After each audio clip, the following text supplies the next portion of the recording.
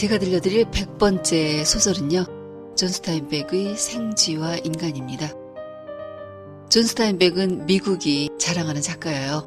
그의 작품의 주제들은 대부분 급진적이고 꽤 사실적이에요.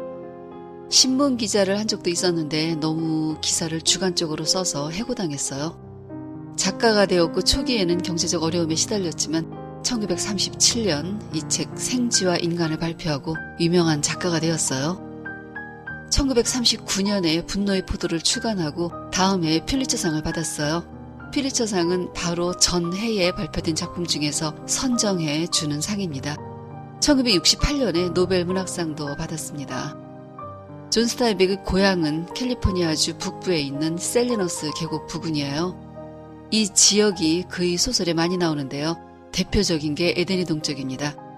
에덴의 동쪽은 너무도 유명한 소설이고요. 3대에 걸친 불행한 가족사예요. 여기엔 작가 자신의 가족사가 많이 반영되었습니다. 생쥐와 인간에서도 여기 셀리너스 계곡이 잠깐 나옵니다. 생쥐와 인간의 시간적 배경은 미국의 경제공황 시기예요. 이 시기에 미국은 실업자가 거리에 넘쳐났고요. 굶어 죽는 사람들도 지천이었을 만큼 암울한 시기였어요. 존 스타인백은 1902년에 태어나서 젊은 시절에 경제공황을 겪었고요. 그 체험이 그의 작품 전반에 그대로 실렸습니다. 경제공황을 소재로 한 그의 작품 중에서 가장 대표작은 분노의 포도입니다. 너무도 리얼하게 그 시기의 절망을 담았어요. 분노의 포도와 에덴의 동쪽도 꼭 하도록 하겠습니다. 생쥐와 인간은 인간의 소박한 꿈과 현실 등을 이주 노동자를 통해서 이야기했습니다. 그러면 시작하겠습니다. 조지와 레니는 친구입니다. 조지는 작고 날씬한 몸에 날카로운 이목구비를 가졌고 영리했어요. 레니는 거대한 몸집에 흐릿한 큰 눈을 가졌고 힘이 무지막지하게 셌지만 좀 모자랐어요. 레니는 조지의 말을 무조건 잘 들었고 조지는 레니를 잘 다뤘어요. 레니는 숙모에게서 키워졌어요. 그 동네에 살고 있던 조지와는 어린 시절부터 친구였습니다. 숙모가 죽고 레니는 조지를 따라다니며 일을 하게 되었어요. 그들은 둘 다 가족이 없었고 서로에게 점점 익숙해져 갔습니다. 두 사람에게는 꿈이 있었어요. 그들만의 땅을 소유하고 거기에서 온갖 야채와 과일을 기르고 돼지도 몇 마리 키우는 거였죠. 훈제소를 만들어 돼지를 잡으면 베이컨과 햄을 훈제하고 연어가 강을 거슬러 올라가면 100마리쯤 잡아다가 소금에 절이거나 훈제를 해서 아침마다 먹을 것이고 과일이 열리면 과일 통조림을 만들고 위스키를 마시고 싶으면 수확한 야채나 달걀 같은 걸 내다 팔아 사서 마시며 떠돌아다니면서 합숙소 같은 데서 잠자지 않아도 우리 땅, 우리 집에서 우리만의 방을 갖고 쇠로 만든 작고 통통한 난로를 놓고 겨울이면 거기에 따뜻이 불을 피워놓고 사는 것. 열심히 일해서 얻는 수확물은 다 둘만의 것이 되는 그런 소망을 갖고 있었어요. 레니는 부드러운 것을 만지는 걸 좋아했고 땅을 갖게 되면 토끼를 기를 것이며 그렇게 해주겠다고 조지와 약속했습니다. 다니다가 일할 곳이 있으면 머무는 식으로 둘은 다녔어요. 그러나 레니 때문에 일자리를 얻지 못하는 적도 많았습니다. 레니가 말을 이상하게 해서 그걸 오해해 채용되지 못하는 적이 많았어요. 그리고 레니는 사고도 종종 저질렀습니다.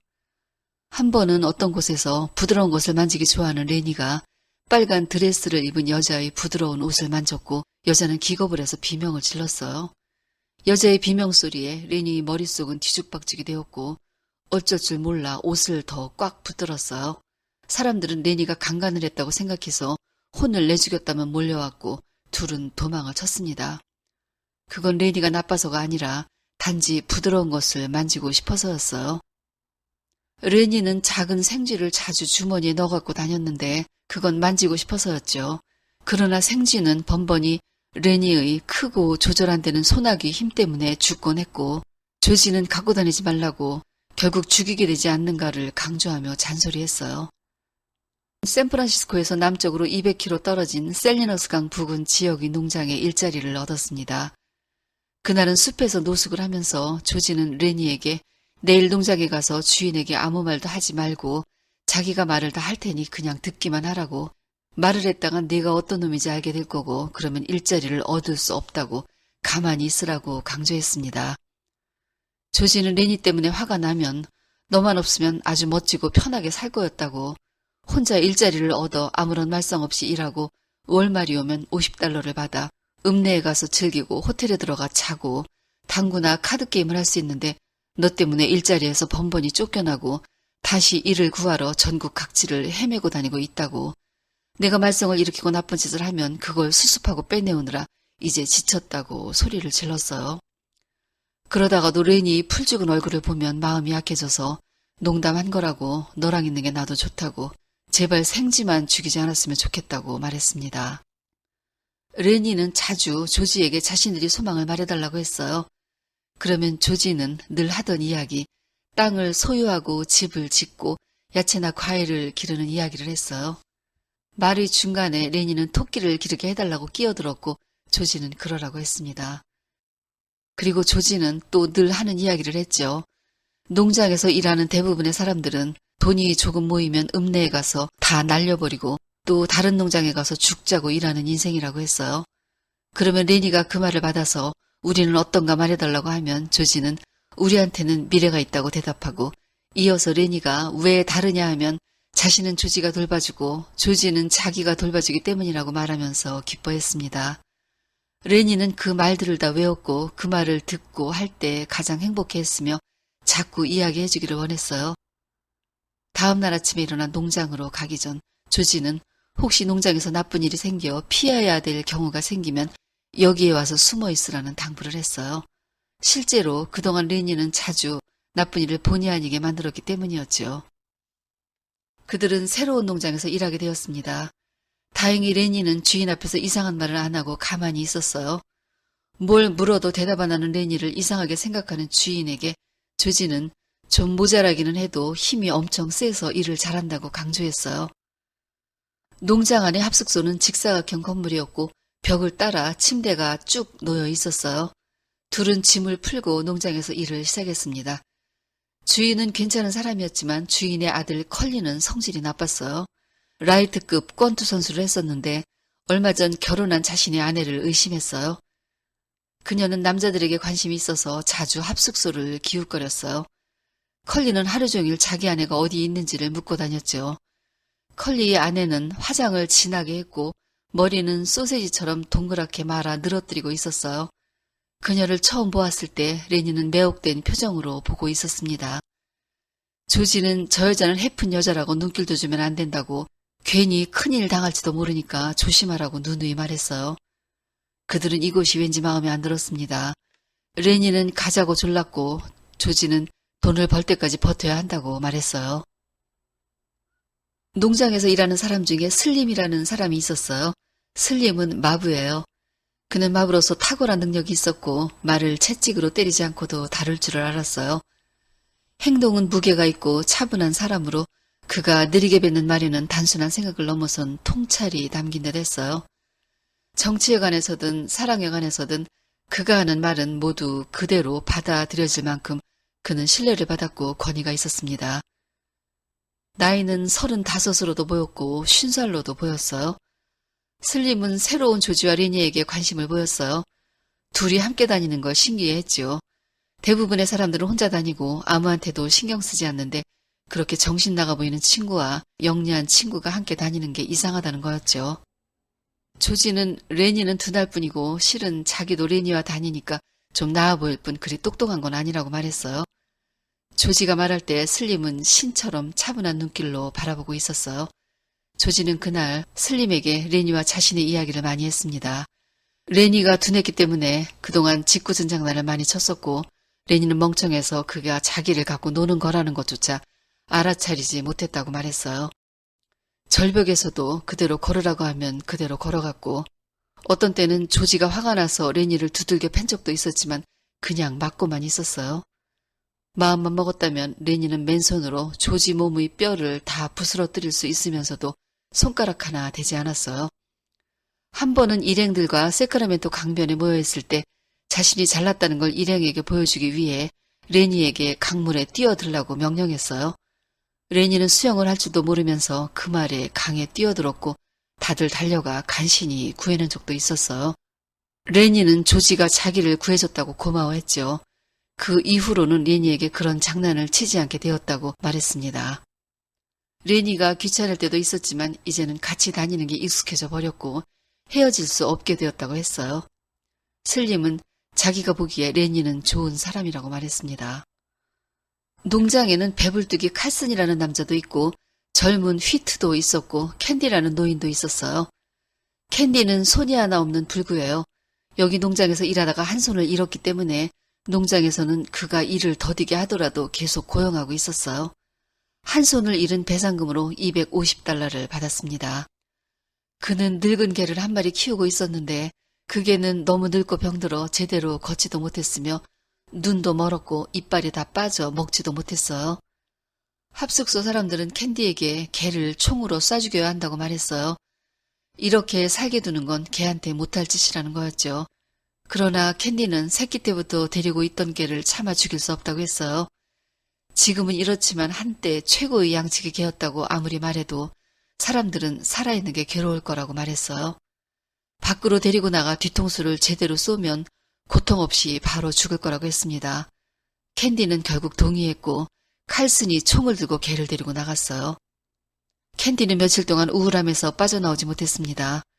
그 즈음에 농장의 개가 새끼를 5마리 낳았고 슬림은 그중 한 마리를 캔디에게 키워보라고 권했지만 캔디는 대답하지 않았어요. 레니는 마구간으로 가서 강아지를 자꾸 숨겨갖고 들어왔지만 조지는 다시 갖다 두라고 소리질렀어요. 그렇게 만지다가 뼈를 부러뜨려 생쥐처럼 죽일 수도 있어서였죠. 컬리는 자기 아내가 슬림에게 눈독을 들인다고 생각했고 자꾸 합숙소에 와서 슬림을 감시하듯이 보다 갔어요. 슬림은 컬리의 잔꾀를 곁들여 보았고 그렇게 와서 보는 짓을 그만두라고 소리를 질렀지요. 컬리도 슬림에게는 뭔가 주눅이 들어 있었어요. 그날 밤 레니는 조지에게 땅을 소유하고 집을 짓고 과일을 기르는 이야기를 또 해달라고 졸랐고 조지는 이야기를 했어요. 이야기를 듣고 있던 노인 캔디는 관심을 갖습니다. 그런 땅을 이미 봐두었고 600달러면 살 수 있다는 조지의 말에 캔디는 자신에게 손 잃고 받은 보상금과 은행 저금을 합치면 350이 있다고 그 일에 자신을 끼워달라고 부탁했어요. 캔디는 나이 들었고 손도 하나밖에 없어서 이제 그에게 남은 생은 쓸쓸함 뿐이었어요. 이 농장에서 잘리면 갈 데도 없어서 누군가에게 자신을 총으로 쏴달라고 애원할 작정이었죠. 그런데 이 젊은이들과 뭘 한다면 괜찮은 노년을 보낼 수 있을 거라고 생각했어요. 아직은 요리도 할 줄 알고 밭에서 괭이질 정도 할 수 있으며 자기에게는 친척도 가족도 없으니 죽으면 두 사람에게 모든 걸 넘긴다는 유언장을 만들겠다고 했어요. 그는 단지 같이 땅을 소유하고 집을 짓고 함께 살기를 원한다고 했어요. 조지는 조금 흥분했습니다. 여기서 한 달 동안 돈을 하나도 안 쓰고 모으면 100달러를 채울 수 있고 캔디 돈과 합치면 450, 조금 더 열심히 일하면 600을 채울 수 있는 거였어요. 실제로 일어날 거라고는 전혀 믿지 않았던 일이 현실로 다가오고 있었죠. 그들은 함께 땅을 사기로 결정합니다. 조지는 한 달 뒤에 땅 주인에게 그 땅을 사겠다는 편지를 쓰기로 했어요. 레니는 그때 강아지를 데려가겠다고 흥분했고 조지는 이 일을 아무에게도 말하면 안 된다고 다짐했습니다. 마구간지기 크룩스는 흑인이에요. 그는 흑인이라 백인들과 같이 잘 수 없어서 마구를 보관하는 방에서 혼자 기거했습니다. 크룩스는 등이 굽었고 매일 연고를 등뼈에 문질렀어요.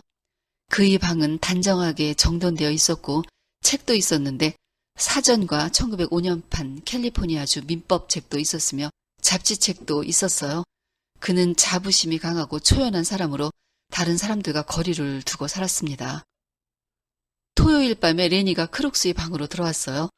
레니는 마구간이 강아지를 보러 왔다가 그 방에 들어온 거였어요. 크룩스는 누군가의 방문이 싫었지만 상대방을 무장해제시키는 레니의 순진한 웃음에 마음이 좀 풀어졌어요. 그는 레니가 조지와 함께 다니는 걸 알고 있었고 그게 부러웠어요.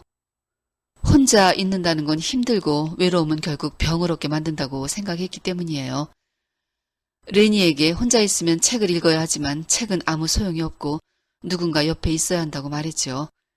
그는 어렸을 때 아버지 닭농장에서 형제들과 있던 추억을 이야기했어요. 그때 생각을 하는 크룩스의 표정은 행복해 보였어요. 레니는 자신들이 땅을 가질 계획에 대해 말했고 크룩스는 그 말을 믿지 않았어요. 너희들 같이 일하러 오는 사람들이 머릿속에는 다들 조그만 땅덩어리가 있지만 그건 그저 머릿속에 있을 뿐 아무도 천당에 가지 못하듯 그 땅을 얻는 사람도 없다고 말했어요. 레니는 조지가 토끼를 기르게 해줄 거라는 말만 자꾸 했습니다. 그때 캔디가 들어왔고 캔디는 레니의 계획은 사실이라고 했지만 크룩스는 모두들 땅에 갈 돈을 술집이나 블랙잭 놀이에 갖다 바치는 거라고 빈정거렸어요. 그러나 잠시 후에 머뭇거리면서 만일 땅을 갖게 되어 일꾼이 필요하면 자신을 써달라고 했어요. 일은 공짜로 해줄 것이며 그저 먹여주고 같이 있기만 하면 된다고 말했습니다. 일요일 오후가 되었고 농장 사람들은 다 말급새에 시합을 하러 밖에 나갔어요. 레니만 마구간에서 강아지들을 보고 있었어요. 강아지 한 마리가 옆에 죽어 있었는데 레니가 너무 꽉 쥐어서 그렇게 되었어요. 레니는 겁을 먹고 있었습니다. 이걸 조지가 알면 토끼를 키우지 못하게 할 거라고 생각해서였어요. 그는 죽은 강아지에게 자꾸 말을 걸다가 강아지를 안 보이게 건초로 덮어놓았어요. 그때 컬리의 아내가 들어왔어요. 그녀는 밝은색 드레스를 입고 화장을 곱게 하고 있었습니다. 레니 옆에 앉자 레니는 겁을 냈는데 조지가 그녀와 어울리지 말라고 했기 때문이었죠. 그녀는 자신은 원래 배우가 되려고 했지만 결혼했다는 이야기를 했어요. 배우가 되었더라면 영화에 출연해서 좋은 옷을 입고 잘 살았을 것이라고 했죠. 레니는 자신들이 계획에 대해 말했고 토끼를 기르게 될 거라고 했어요. 그리고 자신은 예쁜 걸 쓰다듬는 걸 좋아한다고 말하자 그녀는 자신의 머리칼이 얼마나 부드러운지 한번 만져보라고 했어요. 그가 머뭇거리자 그녀는 레니의 손을 잡아다 자기 머리에 올려놓았어요. 레니는 부드러움 때문에 좋아서 점점 더 세게 잡았고 그녀는 머리가 헝클어진다고 소리를 질렀죠. 레니는 당황했고 비명을 지르는 그녀의 입과 코를 막았어요. 레니는 소리 지르면 조지가 화낼 거라고 조용히 해달라고 애원했지만 그녀는 레니에게서 빠져나오려고 몸부림쳤고 레니는 더 힘을 주었어요. 여자는 점점 더 몸부림쳤고 레니는 여자를 잡고 조용히 하라고 흔들다가 결국 목을 부러뜨리고 말았습니다. 그녀는 죽어버렸어요. 레니는 나쁜 짓을 했다고 계속 중얼거리면서 죽은 강아지를 우도 속에 집어넣고 농장을 빠져나갔습니다. 이곳에 오기 전 조지와 노숙을 하던 곳, 조지가 농장에서 무슨 나쁜 일이 생기면 숨어 있으라고 했던 곳으로 갑니다. 농장에서는 컬리 아내의 시신을 발견하고 모두들 레니의 짓이라는 걸 알아차렸어요. 컬리는 분노로 날뛰었습니다. 슬림은 컬리에게 레니는 정상이 아니니 죽이면 안 된다고 말했지만 컬리는 듣지 않았고 레니를 죽이겠다고 총을 들고 사람들을 모아서 나갔어요. 조지의 얼굴은 나무 토막처럼 굳어 있었습니다. 그는 레니를 찾아야 한다고 생각했어요. 그냥 놔두었다가는 굶어 죽을 게 뻔했고 차라리 찾아서 가둬두면 어쩌면 이 일이 잘 해결될 수도 있다고 생각했으나 캔디는 컬리가 레니를 찾아 직접 죽일 거라고 했습니다. 그리고 조지에게 이제 우리 둘이서 그 땅을 얻어서 잘 살자고 말했어요. 조지는 머리를 숙이고 건초를 내려다보면서 처음부터 그 땅을 가질 수 없다는 걸 알고 있었다고 말해요. 레니가 그 이야기를 듣는 걸 좋아해서 자꾸 말하다 보니 어쩌면 그렇게 될 수도 있다고 믿게 되었던 거라고 했어요. 자기는 한 달 급여 $50가 생기면 여자가 있는 더러운 술집에 가서 밤을 새우고 당구장에서 돈을 다 쓰고 다시 돌아와 한 달을 일하고 또 $50를 손에 쥐는 생활을 반복할 거라는 걸 알고 있었다고 말했습니다. 그리고 레니가 나쁜 마음으로 이런 짓을 한 건 아니라고 한 번도 그런 마음을 먹었던 적은 없었다고 말했어요. 사람들에게 이 이야기를 할 것이고 아무도 레니를 해치게 둘 수 없다고 말했어요. 조지가 나가자 캔디는 죽어있는 여자를 보고 욕을 했습니다. 그의 마음속에는 슬픔과 분노가 치밀어 오르고 있었어요. 저 젊은 친구들하고 지내며 밭에서 괭이질도 하고 음식도 만들고 야구 시합도 보러 가고 난로에 불을 피우겠다는 꿈을 빼앗아간 것이 이 여자 때문이라고 생각했습니다. 그날 늦은 오후 조지는 레니를 찾았어요. 레니는 조지에게 자신을 떠나지 말아달라고 무릎을 꿇고 애원했어요. 조지는 화내지 않았고 야단도 치지 않았어요. 둘은 나란히 앉았고 레니는 땅 이야기를 해달라고 했어요. 조지는 레니에게 바람이 좋으니 모자를 벗으라고 했습니다. 그리고 저 강 건너를 보고 있으면 눈앞에 보이는 것처럼 생생하게 이야기를 해주겠다고 했어요. 레니는 시키는 대로 했고 조지는 우리는 땅을 얻을 거라고 이야기를 시작했습니다. 그리고 호주머니에서 총을 꺼냈어요. 강 상류 쪽에서는 사람들이 이쪽으로 오는 소리가 들렸습니다. 이야기를 재촉하는 레니 뒤통수에 총을 대고 방아쇠를 당겼어요. 레니는 천천히 모래밭으로 쓰러졌습니다. 사람들이 몰려왔고 죽은 레니를 보았습니다. 모두들 레니가 총을 갖고 있었고 그걸 조지가 빼앗아서 쏜 거라고 추리했어요. 슬림은 조지에게 그럴 수밖에 없었던 거라고 위로했습니다. 슬림은 조지를 데리고 그 자리를 떠났어요. 소설은 여기서 끝입니다. 이 책을 덮으며 가장 오래 마음속에 남는 건 소망, 꿈입니다. 조지와 레니의 꿈은 소박했고요. 이룰 수 있는 거였어요. 그러나 책을 읽기 시작하면서부터 이들의 꿈이 이루어질 수 없다는 쪽으로 결론을 내리게 되는데요.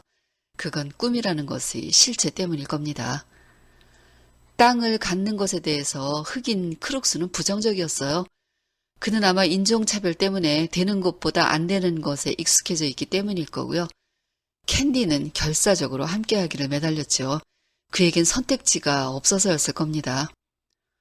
컬리의 아내는 배우가 되지 못했고 컬리는 권투 선수였지만 지금은 아버지 농장의 빌부터 살며 아내를 의심하는 남자가 되었어요. 슬림은 처음부터 꿈에 대한 이야기는 하지 않았어요. 그건 그가 현명해서라기보다는 사람들이 꿈이 이루어지지 않는 현실을 많이 봐왔기 때문일 거예요. 그렇다면 꿈이란 건요, 절박한 상황에서의 탈출구 아닐까 합니다. 그러나 그 소박한 꿈이 영영 이룰 수 없는 것이 되었을 때의 절망감은 엄청 큽니다. 경제공황이라는 거대한 바람이 근근히 살아가는 사람들이 삶을 뒤집어 놓았듯이 작은 생쥐가 레니 커다란 손에 아기는 없었지만 죽어버리듯이 한순간에 삶의 모든 것이 없어져 버리는 절망. 레니는 조지에게 땅을 소유하고 살아가는 이야기를 자꾸 해달라고 했어요. 단순한 레니는 그 이야기를 들을 때 행복했고요. 조지는 말하는 동안 잠시 행복하고 싶었을 겁니다. 인간이 작은 생쥐처럼 거대함에 쓸려버리는 존재가 될 수도 있지만 인간이 생쥐와 다른 것은 허망할지라도 꿈이라는 미래적 관점이 있기 때문일 겁니다. 그러므로 꿈의 실체는요, 그거라도 갖고 있어야 하는 가장 인간적인 계획 아닐까 합니다. 오늘은 여기까지입니다. 듣느라고 수고하셨어요. 좋은 책 가지고 다시 만나요.